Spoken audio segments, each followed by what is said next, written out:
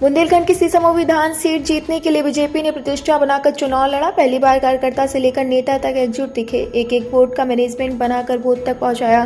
मुस्लिम इलाकों में डटकर वोटिंग कराई। हिंदू वोटर खुलकर वोट डालने पहुंचे। बीजेपी ने आक्रामक ढंग से चुनाव लड़कर सपा को सीधी चुनौती दी। हालांकि सपा नेतृत्व में बीजेपी नेताओं में सरकारी मशीनरी इस्तेमाल करने का आरोप लगाया।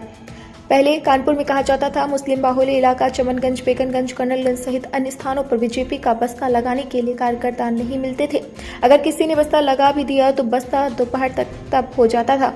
समय बदला। यूपी में योगी आदित्यनाथ की सरकार आई तो बीजेपी कार्यकर्ताओं का जोश सातवें आसमान पर चढ़ गया। इस बार कार्यकर्ताओं ने डटकर मुस्लिम इलाकों में बस्ते लगाए गए और खुलकर चुनाव प्रचार भी किया। हालांकि कई मुस्लिम पूर्व और वर्तमान सभासद बीजेपी के पाले अंदर खाने में हो गए। इसका फायदा बीजेपी को मिल सकता है। हालांकि मुस्लिम वोट बीजेपी को न के बराबर मिलने की संभावना है। सुरेश अवस्थी 5000 वोट से ही चुनाव इरफान सोलंकी से हारे थे। उस समय उम्र में सपा सरकार थी, लेकिन अब बहुत कुछ बदल चुका है। इरफान जेल और इसके साथ ही जेल में है और योगी आदित्यनाथ का शासन है, जिसके चलते सपा नेतृत्व सीसामऊ में कुछ कमजोर सा पड़ गया है। प्रशासनिक कार्रवाई से लोगों में नाराजगी दिखी।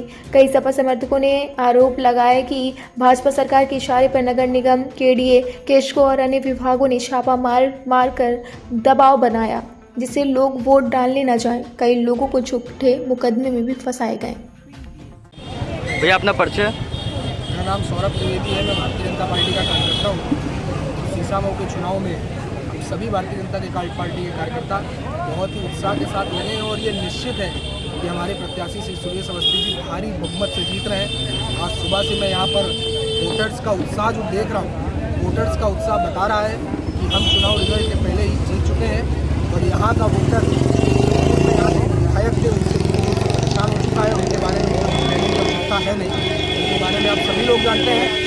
इसलिए मैं आपको यही दूंगा और सुरेश अवस्थी जी को और हम सभी कार्यकर्ताओं को शुभकामनाएं हैं कि हमारे विधायक जी चुनाव के 12 बजे तक जो हमारी वोटिंग हुई थी, उसी में हमको समझ में आ गया था कि हमारे वोटर अति उत्साहित है।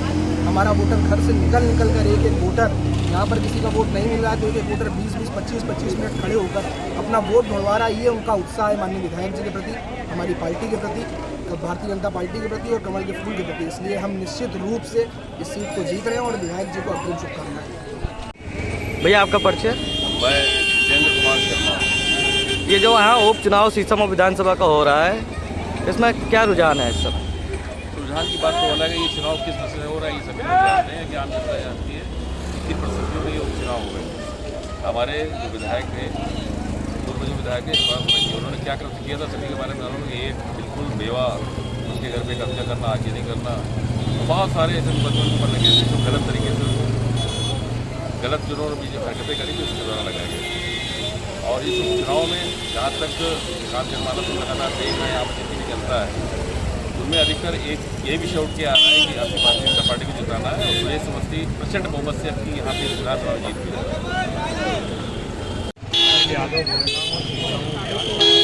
चुनाव हो रहा है। ये बहुत अहम चुनाव है और ये चुनाव अहम ही नहीं, ये 2 वर्ष तक हम सभी लोगों से गुजारिश और अनुरोध करते हैं कि जो लोग अभी चुनाव में नहीं आए हैं वो लोग आवें और वोट करें, क्योंकि सीसामऊ का जो चुनाव है वो 28 बरस से एक ही परिवार के पास था, ये सीट थी और उसे उन्होंने जनमानस के लिए कोई काम नहीं किया। जनता, सीसामऊ की जनता त्राई करती रही और परेशान रही। जो भी काम उन्होंने किया, चमनगंज, बेकनगंज, मुस्लिम इलाकों में काम किया, जिससे बड़ा आक्रोश था।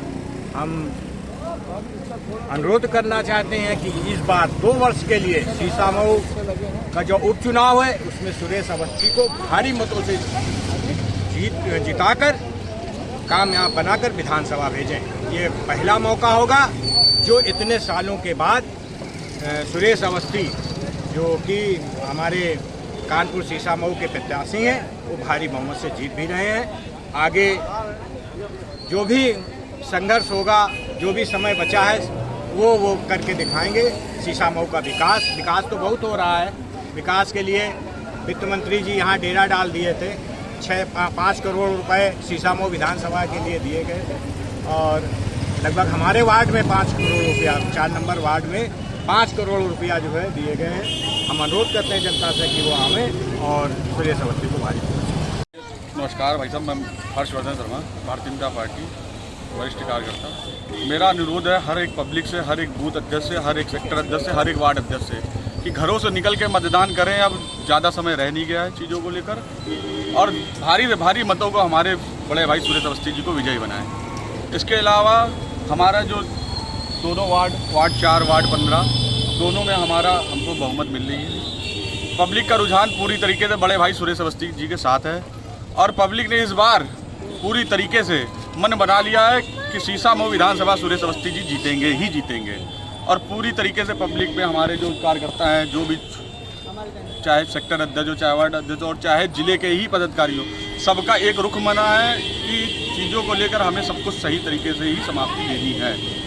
और इसके अलावा हमारे बड़े भाई जो हमारे पूर्व पार्षद जी लड़े हैं, अब आपको ये बोलेंगे, इसके बाद बाइट देंगे। रोल। इस बार बहुमत हमारे सुरेश अवस्थी जी को मिलेगा और 100% मिलेगा, क्योंकि इस बार जो है ना जनता ने भी उनके प्रति मतलब रुझान दिखाना शुरू कर दिया है और वोट उनके प्रति पड़ रहा है।